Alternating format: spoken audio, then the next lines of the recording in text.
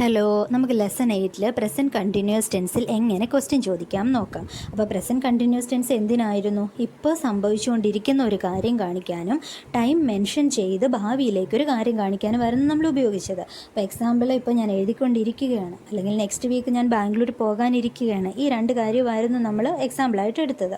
അപ്പോൾ അങ്ങനെയുള്ള കാര്യങ്ങൾക്കാണ് ഇത് ഉപയോഗിച്ചത്. അപ്പോൾ ഇതിൻ്റെ ഫോം എന്തായിരുന്നു? സബ്ജക്റ്റിൻ്റെ കൂടെ ഈസ് അല്ലെങ്കിൽ ആം അല്ലെങ്കിൽ ആറ് പ്ലസ് വെർബിൻ്റെ ING ഫോം. സബ്ജക്റ്റ് സിംഗുലർ ആണെങ്കിൽ ഈസ് വരും, പ്ലൂറൽ ആണെങ്കിൽ ആറ് വരും, ഐയുടെ കൂടെ ആം വരും. അത് നമ്മൾ പഠിച്ച കാര്യമാണ്. പിന്നെ അതിൻ്റെ example, I am talking about my mobile phone. I am talking ടോക്കിൻ്റെ ING ഫോം ചേർത്തു. ഷീ ഈസ് ആയി സിംഗുലർ ആയതുകൊണ്ട് ദേ പ്ലൂറൽ ആയതുകൊണ്ട് they are going to play. പിന്നെ ഇനി നമ്മൾ ചോദ്യം എങ്ങനെ ചോദിക്കുമെന്ന് നോക്കാം. ചോദ്യം ചോദിക്കുന്നതിന് മുമ്പ് തന്നെ നമ്മളൊരു കാര്യം ഓർക്കണം. എനിക്ക് നിന്നോട് ഡയറക്റ്റാണോ ചോദിക്കേണ്ടത്, അതോ എനിക്ക് നിന്നോട് അവരെപ്പറ്റി അല്ലെ അവനെപ്പറ്റി അവളെപ്പറ്റി ആണോ ചോദിക്കേണ്ടതെന്ന് ഓർക്കുക. ഡയറക്റ്റ് ക്വസ്റ്റ്യൻ ആണ് എനിക്ക് ചോദിക്കേണ്ടത്. അപ്പം നമുക്കൊരു എക്സാമ്പിൾ എടുത്ത് നോക്കാം. രണ്ടുപേര് സംസാരിച്ചുകൊണ്ടിരിക്കുന്നു. നമുക്ക് ചോദിക്കണം, നീ നിൻ്റെ മൊബൈലിനെ പറ്റിയാണോ സംസാരിച്ചിരിക്കുന്നത് ആണോ എന്നാണ് നമുക്ക് ചോദിക്കേണ്ടത്. അപ്പോൾ നമ്മുടെ ആൻസർ എന്തായിരിക്കും? എനിക്ക് ഡയറക്റ്റ് നിന്നോടാണ്, അപ്പോൾ എനിക്ക് ഡൗട്ട് അല്ലെങ്കിൽ അവർ അതിനെപ്പറ്റിയാണ് സംസാരിക്കുന്നത് അറിയാം. അപ്പോൾ എനിക്ക് ജസ്റ്റ് ചോദിക്കണം, നീ മൊബൈലിനെ പറ്റിയാണോ സംസാരിക്കുന്നതെന്ന്. അപ്പം ഞാൻ എങ്ങനെ ചോദിക്കുക? എൻ്റെ ആൻസർ എന്തായിരിക്കും?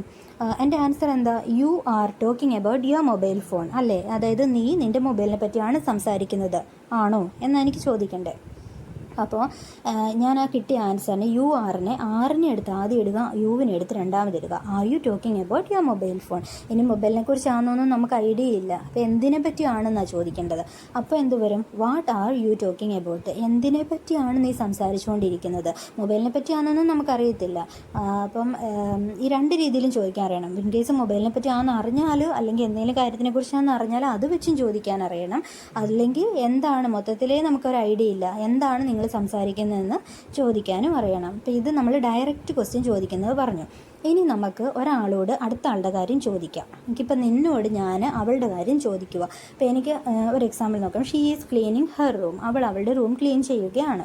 അപ്പോൾ ഞാനിപ്പോൾ എൻ്റെ ഫ്രണ്ടിൻ്റെ വീട്ടിൽ പോയി ഞാൻ ചോദിക്കുകയാണ്, അവളുടെ മുറി ക്ലീൻ ചെയ്യുവാണെന്ന് എനിക്കറിയാം, അല്ലെങ്കിൽ എനിക്കൊരു ഡൗട്ടുണ്ട്. അപ്പോൾ ഞാൻ ചോദിക്കുക, അവൾ ക്ലീൻ ചെയ്യുവാണോ എന്ന്. അപ്പോൾ എൻ്റെ ചോദ്യം എന്തായിരിക്കും? അതിൻ്റെ ആൻസർ എന്താ? She is cleaning her room. അതിൽ നിന്ന് ക്വസ്റ്റ്യൻ ഉണ്ടാക്കാം.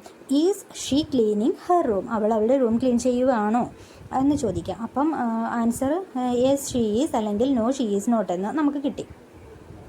അപ്പോൾ അല്ലെങ്കിൽ ഇനി നമ്മൾ അവളുടെ റൂമും നമുക്കറിയത്തില്ല, അവൾ എവിടെയാണ് ക്ലീൻ ചെയ്തത്, ഞാൻ അവിടെ പോയി അവളെ കണ്ടോളാം എന്നുള്ളൊരു മീനിങ്ങിലാണെങ്കിലോ വെയർ ഈസ് ഷീ ക്ലീനിങ്? എവിടെയാണ് അവൾ ക്ലീൻ ചെയ്യുന്നത്? അപ്പോൾ റൂം വേണ്ട, എവിടെയാണ് അവൾ ക്ലീൻ ചെയ്യുന്നത്? അപ്പോൾ ഇതും ആദ്യം പറഞ്ഞ രീതിയിൽ വെയർ വെച്ചിട്ടും അല്ലെങ്കിൽ നമ്മൾ ആദ്യം എന്താണ് നിങ്ങൾ പറയുന്നത് വാട്ട് ചേർത്തിട്ടും നമ്മൾ രണ്ട് രീതിയിലും ഈ ക്വസ്റ്റ്യൻ നമ്മൾ പറയാൻ പഠിച്ചു.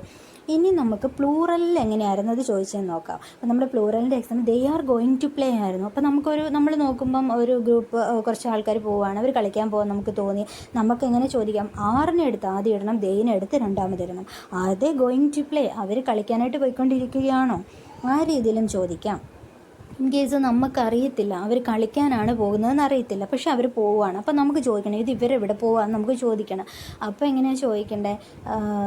നമ്മൾ ഒരാളോട് മറ്റൊരാളുടെ കാര്യമാണ് ചോദിക്കുന്നത്, ഇവരെവിടെ പോകുന്നത്? Where are they going? അവരെങ്ങോട്ടാണ് ഈ പോയിക്കൊണ്ടിരിക്കുന്നത് എന്നാണ് നമുക്കറിയേണ്ടത്. അപ്പോൾ അതുപോലെ വെയർ ആർ ദേ ഗോയിങ് ചോദിച്ചതുപോലെ തന്നെ അവരെന്തിനാണ് പോകുന്നത്, എവിടെയാണ് പോകുന്നത്, എങ്ങനെയാണ് പോകുന്നത്, ഇതെല്ലാം നമുക്ക് ഈ WH ക്വസ്റ്റ്യനിൽ നമുക്ക് ഉണ്ടാക്കാൻ പറ്റും. അപ്പോൾ അത് സിമ്പിളായിട്ടുള്ള കാര്യമാണ്. ഇനി നമുക്ക് ഇത് എക്സാമ്പിൾ കുറേ എണ്ണം ചെയ്യാൻ ശ്രമിക്കുക. ഇനി നമുക്ക് അങ്ങനെ അല്ലേ എന്ന് ചോദിക്കാം. അതായത് നീ മൊബൈലിനെ പറ്റി ആണോ സംസാരിച്ചത് നമ്മൾ ചോദിച്ചു, നീ ഇപ്പം നിൻ്റെ മൊബൈലിനെ പറ്റിയല്ലേ സംസാരിച്ചത്? ആ ഒരു രീതിയിലേക്ക് നമുക്ക് കിട്ടണമെങ്കിൽ അതിൻ്റെ ആൻസർ എന്തായിരിക്കും? Yes I am. ഒന്നെങ്കിൽ ഞാൻ അതിനെപ്പറ്റിയാണ്, no I am not talking about my mobile phone എന്നായിരിക്കാം. മൊത്തം പറയേണ്ട ആവശ്യം പോലും ഇല്ല. നോ ഐ എം നോട്ട് എന്ന് പറഞ്ഞാൽ അതിന് ആൻസർ വന്നു. നമുക്ക് യെസ് ഐ ആം എന്ന് പറഞ്ഞാൽ തീർന്നു. Yes I am talking about my മൊബൈലിന് തന്നെയാണ് മീനിങ് കിട്ടിയേക്കുന്നത്. അപ്പോൾ ഇനി അങ്ങനത്തെ ഒരു ചോദ്യം എങ്ങനെ ചോദിക്കുന്നത് വെച്ചാൽ അതൊന്നുമില്ല, ആർ അധികം നോട്ട് സമം ആറിൻറ്റ് എന്നാണ്. അപ്പോൾ ആറിൻറ്റിനെ എടുത്ത് ആദ്യം ഇടുക, യുവിനെ എടുത്ത് രണ്ടാമത് ഇടുക. Aren't you talking about your mobile phone? നീ ഇപ്പം നിൻ്റെ മൊബൈലിനെ പറ്റി അല്ലേ സംസാരിച്ചത് എന്നുള്ള മീനിങ് കിട്ടി. അതുപോലെ തന്നെ ഇപ്പോൾ ഷീയുടെ കാര്യം വരുമ്പോഴും ഷീ ഈസ് ക്ലീനിങ് ആണ്. അപ്പം ഷീ ഈസ് നോട്ട് ക്ലീനിങ്ങിൻ്റെ അകത്തുനിന്ന് ക്വസ്റ്റ്യൻ എടുക്കുക. Is in she cleaning Har room? അവളുടെ മുറി ക്ലീൻ ചെയ്യുമല്ലേ എന്നുള്ളത് നമുക്ക് കിട്ടി. Aren't they, is in she, കണ്ടോ? അപ്പോൾ ആ ഒരു എല്ലാം അങ്ങോട്ടും ഇങ്ങോട്ടും കണക്റ്റായി കിടക്കുന്നു. അപ്പോൾ നമ്മൾ ചെറിയതായിട്ടൊന്ന് ശ്രദ്ധിച്ചാൽ മതി. ഈ പറഞ്ഞ എക്സാമ്പിൾ വെച്ച് കുറേ ഇനി വേറെ വെർബുകൾ മാറ്റി മാറ്റി വെക്കാനായിട്ട് ശ്രമിക്കുക. ഇതുപോലെ തന്നെ എല്ലാ രീതിയിലും എക്സാമ്പിൾ എഴുതിക്കൊണ്ടിരിക്കുക. എന്നുണ്ട് യെസ് ഷീ ഈസ്, അവൾ ക്ലീൻ ചെയ്യുകയാണ് എന്ന് പറഞ്ഞു. അല്ലെങ്കിൽ no she is not, she is not cleaning her room എന്ന് പറയേണ്ട പോലും ആവശ്യമില്ല. നോ ഷീ ഈസ് നോട്ട് എന്ന് പറഞ്ഞാൽ മീനിങ് അവിടെ കിട്ടി. ചുരുക്കം രീതിയിൽ പറഞ്ഞാൽ മതി. അപ്പോൾ കണ്ടിന്യൂസിൽ ആൻസർ ചെയ്യാനും പഠിച്ചു, ചോദ്യം ചോദിക്കാനും പഠിച്ചു. അപ്പോൾ നമ്മൾ കണ്ടിന്യൂസ് ടെൻസ് കഴിഞ്ഞു. ഇനി നമുക്ക് അടുത്തതിൽ പ്രസൻറ്റ് പെർഫെക്റ്റ് ടെൻസ് എന്താണെന്നുള്ളത് നോക്കാം.